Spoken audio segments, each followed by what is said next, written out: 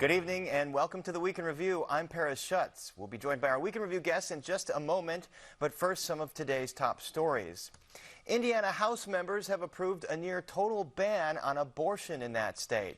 The state's House of Representatives voted 62-38 to ban abortion, except in the case of rape, incest, or to protect the health of the mother. The bill now heads to the Senate, and if that chamber passes it, goes to Republican Indiana Governor Eric Holcomb, who has not yet indicated whether he would sign it or not. Yesterday, President Joe Biden signed an executive order providing assistance to women who have to travel out of state to receive an abortion. And it's official, the 2024 Republican nominating convention will take place about 90 miles north of us in Milwaukee, Wisconsin. The Republican National Committee made the announcement today as the party looks to flip a swing state that went narrowly for Joe Biden in 2020. Milwaukee hosted a dramatically scaled down Democratic convention in 2020 as well due to COVID. Chicago is waiting for the DNC to announce whether it will get the 2024 Democratic convention. A federal appeals court lifts a ban on political hiring in the Illinois governor's office that had been in place for 50 years. The court ruling lifted the federal Shackman decree, which long prevented the governor and local governments from making certain employment decisions based on politics or patronage. The ruling says the office has demonstrated substantial compliance over the years with the decree and that it is time to return the power to hire and fire workers to certain state posts back to the governor, duly elected by the people. And now to our Week in Review panel. Joining us are Taman Bradley of WGN-TV News, Dan Bernstein of WSCR 670 The Score, also Lynn Sweet of the Chicago Sun-Times, and Jason Meisner of the Chicago Tribune. Welcome, all of you. Let's get right into it with some news today. Taman Bradley, Alderman Tom Tunney makes some comments in the Sun-Times, very critical of Mayor Lori Lightfoot, saying he won't endorse her again and saying he might himself run for mayor. Tunney had been a Lightfoot ally. Do you believe he might actually put his hat in the ring?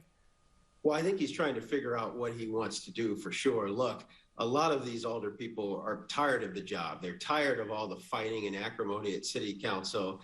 It's also just very stressful with everything going on. They're tired of all the violence that, although the numbers show some improvement on that front, that's very much on their constituents' minds. And so he's been around a long time. He's maybe looking for something else to do. Might he run?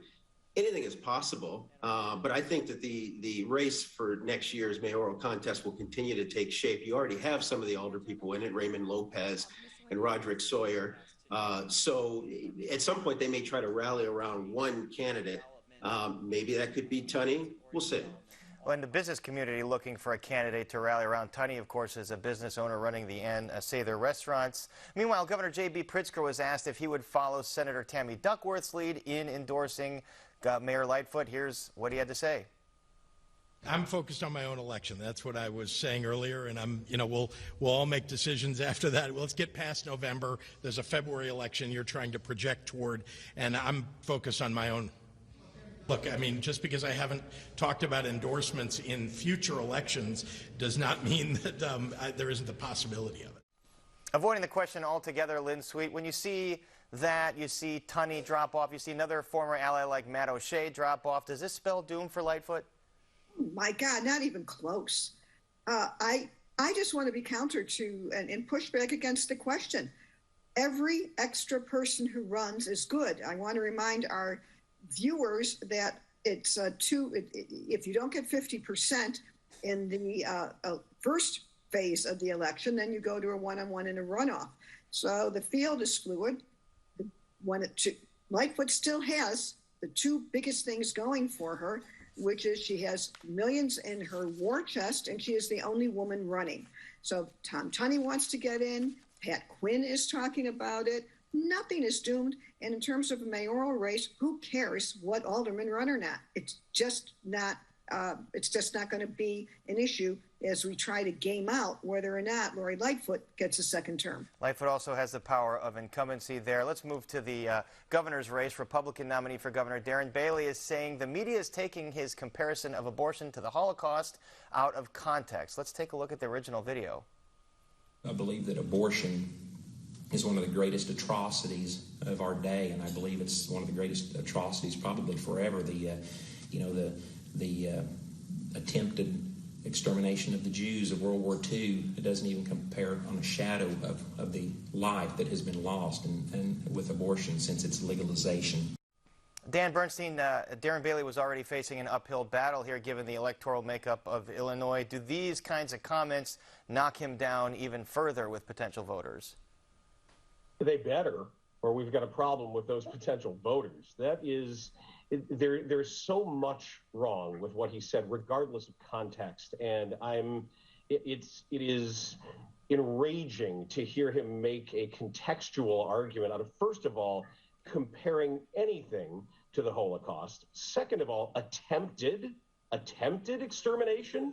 That is so insulting and so infuriating on the whole, on its own, that to try to hide in a mealy-mouthed way behind any kind of context is an absolute non-starter, just like him, just like his candidacy. And the sooner that goober gets sent back to the farm, the better. Certainly a strange use of words there. Obviously, Governor Pritzker agrees with those sentiments, saying that they're disqualifying. Yet, Jason Meisner, Governor Pritzker spent tens of millions of dollars in campaign ads that were kind of quietly designed to boost Darren Bailey's bona fides with conservatives so he would be in this position to take him on because he was seen as the weaker candidate. Is that kind of cynical?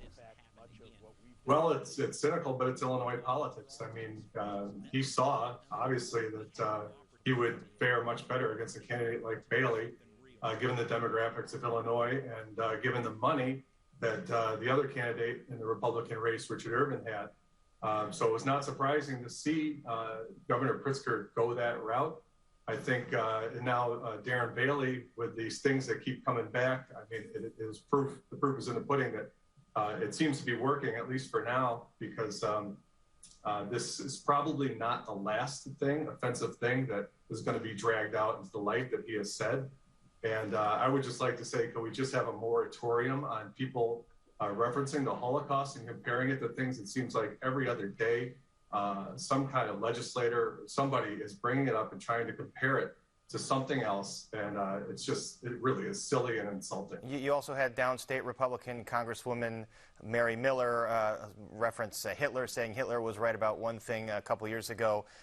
So strangely continuing to go to that reference. Lynn Sweet, this whole strategy of Democrats supporting MAGA Republicans in their primary, thinking they're going to be easier to beat in the general. Is this strategy on a political level going to work out for them in November? Well, it's not one size fits all. This is being done in other states, too. I think in Illinois, what Pritzker has already done, even if he does win, is that he's made a MAGA Republican the symbolic head, if not the actual head at some point, of the Illinois Republican Party. And the seriousness of what Darren Bailey said, the Holocaust is a singular event in human history, not really to be compared to anything. And the way he addressed this, the way nothing he said in the aftermath showed a significant understanding of this, I think is something, as we have said, is concern, and also shows that he has a basic understanding of something that is of incredible significance. And that alone is not, I mean, it is just something I just think people should consider as they try to evaluate his candidacy, no matter what your views are. I think this has been incredibly damaging. No matter how the MAGA Republicans get to be nominated, the Democratic danger is you also have legitimized them to a degree, even if they're defeated in their elections. And it's not just Democrats calling out Darren Bailey, Tamon Bradley, but other Republicans. House Minority Leader Jim Durkin criticized them. You see a lot of these big establishment Republicans, we'll call them in Illinois, sitting on the sidelines here for Darren Bailey's campaign. Are they going to support him, or are they just going to kind of let this campaign play out and perhaps let Pritzker waltz right in? Well, look, Paris, there's a reason why the establishment was trying to rally around Richard Irvin, someone who could potentially have some crossover appeal in the general election. They know about Darren Bailey. They know that he is a solid MAGA Republican. Obviously, it is just stupid to ever compare anything to the Holocaust. But on a lighter note, I actually would compare Bailey a little bit to maybe the White Sox, right? He's sort of stuck in neutral. You would expect at some point Now that you're the nominee, you'd have some momentum and you'd be consistent, but he's sort of playing 500 ball. He struggled to raise money. He has so far struggled to unite the Republican Party. He had a fundraiser with Jim Durkin, and then of course Jim Durkin had to come out and condemn his comments. And then there's concerns about the people at the top of his campaign. They are savvy strategists who brought him to the dance, but they're very young, and there is a sense he needs to get some professionals who are much more experienced on his side. And I'll stick with you here, Taman, back to Governor Pritzker. After a rough internal war in the Illinois Democratic Party, he won. He got his person to lead the party after Robin Kelly, the congresswoman, dropped out. Is there peace and harmony in this party now? Boy, this was ugly. I mean, it's a little bit of inside baseball. I wonder how many people actually care about it. But, you know, Robin Kelly stepped forward after Mike Madigan. She's someone who's very well liked among Democrats. She has a history of fundraising. She was close to Barack Obama. And the fact of the matter is Governor Pritzker was not going to lose 2 consecutive elections to Robin Kelly. So he went ahead and ran people for state committeemen so that he could have the person he wanted in there. Now, they say this, of course, was about fundraising with her as a federal office holder. There were limitations on what she could do for state candidates. But the fact is there are many other states that have a situation like that. She could obviously delegate and be a committee person. On the other hand, obviously his millions fund the party, and he, of course, is funding his own campaign. So he's the leader of the Democrats in the state, so he has a right to have the person he wants. But to push her out like that, someone who's well-respected, well-liked, who quietly, if you gave people truth serum, nobody had a problem with, is surprising. And some people vocally were supportive of her, like Mayor Lightfoot. Dan Bernstein, we heard the news today that Milwaukee's going to get the Republican National Convention. Chicago's angling to get the DNC. But if you're the head of the National Democratic Party, do you want to bring your 2024 PR show to Chicago, which is a blue state, not a swing state, when these things tend to go to swing states where they can make a difference? That would be more a question for Lynn or Taman or Jason. But what I found interesting is that Chicago has become the boogeyman in large part for the gun violence discussion of saying, well, that line, what about Chicago? Well, that sounds great, but what about what's happening in Chicago? My concern for them, and from an optics perspective, is going to be how they presume that, how they inoculate against it, and how they handle people saying that the Democratic Party is holding their showcase event in a city that itself has been riven by violence when led by Democratic leaders. We all know the reasons for it, and we know that the guns are coming from red states, et cetera, but to be able to tell that story and be prepared for those lines of attack, I think would be very important. Certainly the city would be open to that. Lynn Sweet, is the head of the DNC seriously considering Chicago, or did he come here last week just out of courtesy? No, there are 4 cities in the running: New York, Chicago, Houston, and Atlanta. Yes, I think Texas it's just too red, and there's too many issues there, and there's little to gain for Democrats going there. Atlanta actually has a story to tell, because if Senator Warnock is not elected, it really makes it much harder to see if the Democrats even can get to 50 in the Senate. New York also, when the DNC leaders went there for their tour of the site, Mayor Adams and Governor Hochul were asked a lot about crime in New York.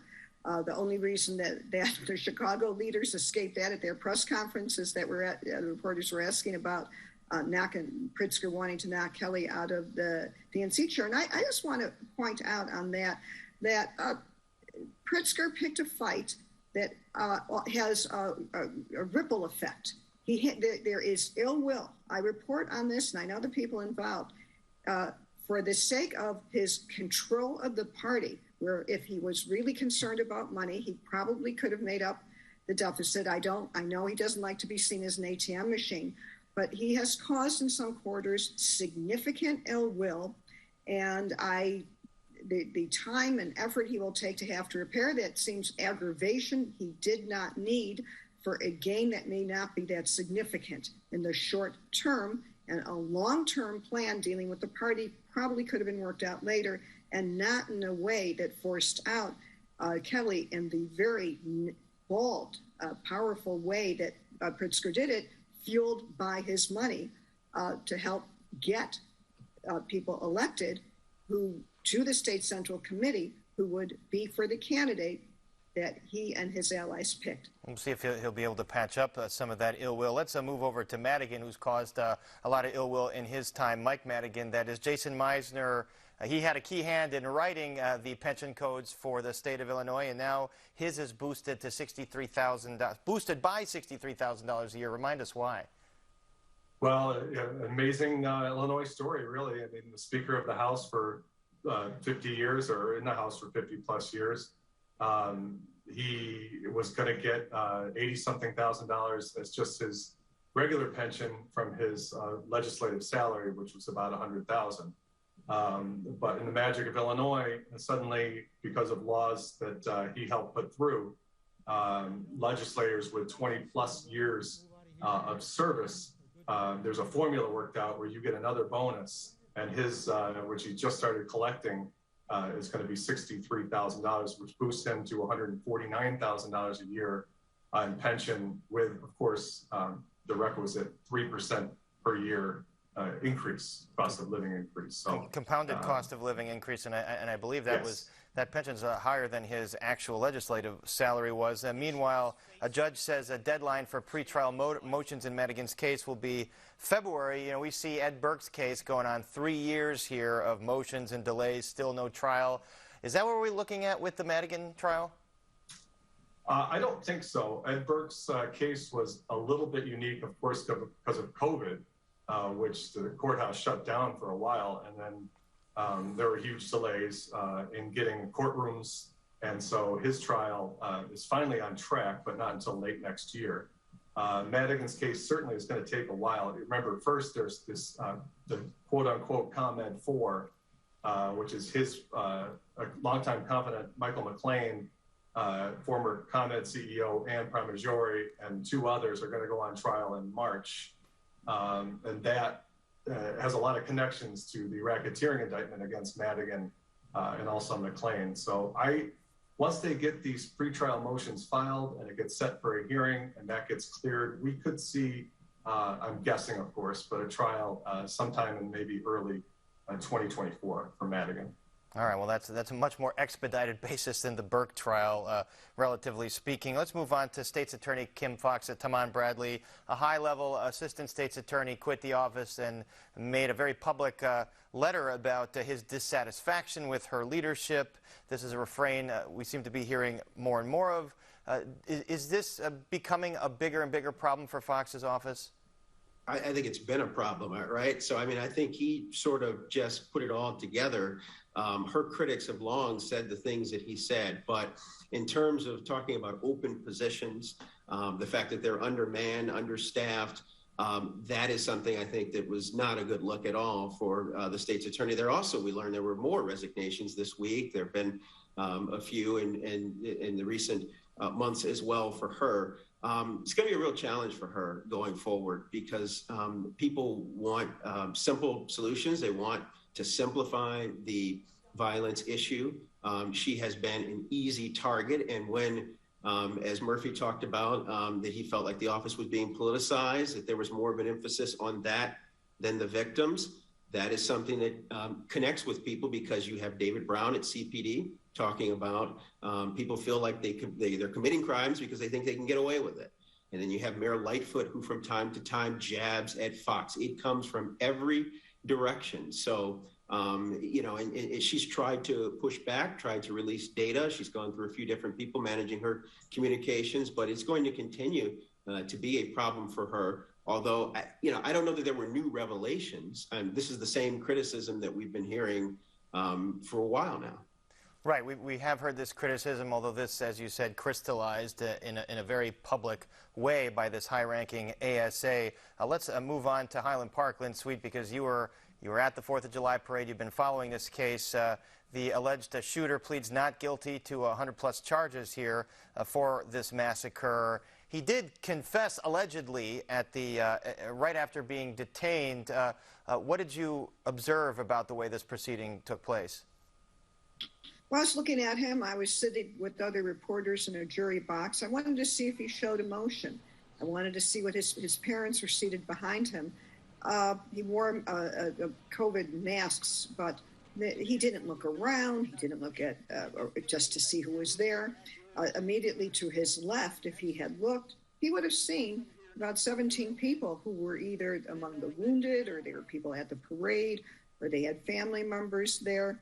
So he either was too frightened to look or didn't want to. I don't want to read his mind. But one thing that was quite clear to me, and one of the things I looked at, was that tattoo over his left eyebrow that said "awake." And that, of course, I did another story that ran this week where a man by the name of Awake 47 had posted as recently as 2 days before the July 4th slaughter, some posts on a website now taken down that were anti-Semitic, anti-Black, and anti-Asian American. You can't draw a conclusion from it because he has a lot of other toxic posting on different social media. A lot of it is taken down now. But I wanted just to see him, and that's part of what I wrote about. And I wanted to see how the parents reacted, and they were expressionless in this, and they kind of just kept their eyes front and center too. Sometimes it's telling when someone doesn't want to look. And clearly that seemed to be the case with this offender. Let's move on to sports. Dan Bernstein, there were all the standing ovations and the tears and the hugs. Everyone treated it like a done deal, but Cubs All-Stars Ian Happ, Wilson Contreras not moved at the trade deadline. What do you think happened in the front office? Well, it ended up being very strange, and I think the case of Happ is one that isn't quite as significant because he remains with a year of arbitration eligibility and team control. They could move him in the offseason. They could move him toward next year's deadline, or they could negotiate an extension with him and keep him along the same track as the big deal they made with Seiya Suzuki. The Occam's razor of the Wilson Contreras situation would be that they misjudged and or mistimed the market and got caught holding the bag. They tried to take this thing up to the deadline, perhaps as they did with the other big trades of some of these foundational World Series players in Baez and Bryant and Rizzo. The catching market is different. No team has ever traded for a catcher midseason and won the World Series. It's more delicate because of how a catcher handles a pitching staff. Contreras, too, is viewed as more of a bat and a throwing arm than a complete catcher, a handler of pitchers, etc. The question is, how are they closer to winning a World Series by simply receiving the compensatory pick they will get when they lose him and after giving him the qualifying offer than they would be taking the equivalent of cents on the dollar in a prospect deal? If you get 70 cents on the dollar, maybe it's not the package you thought, but your organization would be in a better position. It is an extremely curious outcome at the deadline. Right, because he's a free agent. Likely he's gone next year. The Cubs get nothing but that compensatory pick, as you mentioned, as opposed to possible prospects that they would have gotten here. Over on the other side of town, a lot of talk about the cameras catching and manager Tony La Russa appearing to nod off in the first inning in the dugout. Is this a tempest in a teapot or another indication that this manager, who has got a World Series roster, is barely managing to keep him above 500? He is barely managing at all. He's completely overwhelmed. He's completely out of touch. The question is, are the guardrails in place? He has at times this year also, cameras have caught the pitching coach actually physically guiding him toward the bullpen phone, urging him to make a pitching change. Wow. The White Sox are a top to bottom mess of passive aggressive agendas and questionable motivations on every level of the organization. And that has crept its way into the dugout, into the clubhouse, and up to the deadline as well, when nothing could be done because their bereft farm system just didn't have the resources to make any significant move. They're left with a team of half-hurt designated hitters interspersed throughout their defensive lineup, and hoping against hope that now that expectations have been downgraded from World Series contention to just remaining at the top of a miserable division, that people aren't going to ask the hard questions about how this went wrong so quickly and so completely. He reminds me of the Tom Hanks character in A League of Their Own, Tony La Russa does. We only have a few seconds, Dan Bernstein, but this is the time of year in football where everyone reads too much into Bears training camp practices, although there are some problems on the offensive line, namely Tevin Jenkins. Is he ever going to play? Don't know. They're lying about something. They're either lying about their desire to have him on the team or his level of injury, or both. We don't know. It appears that if he were to figure strongly in their future plans, we would know it one way or another. But on an offensive line that may indeed, as currently constructed, be the very worst unit in the entire NFL, to not want a second-round pick for whom the previous administration traded up in the draft to get is extremely telling. Yeah, and that's really foreboding when you consider this is a crucial year for their former #1 draft pick, Justin Fields, and you need to field at least some kind of passable offense around him to get him to develop.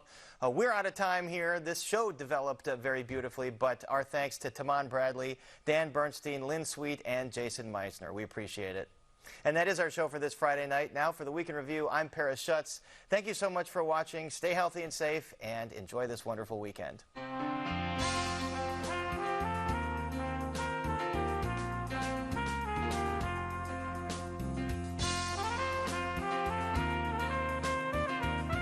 Closed captioning is made possible by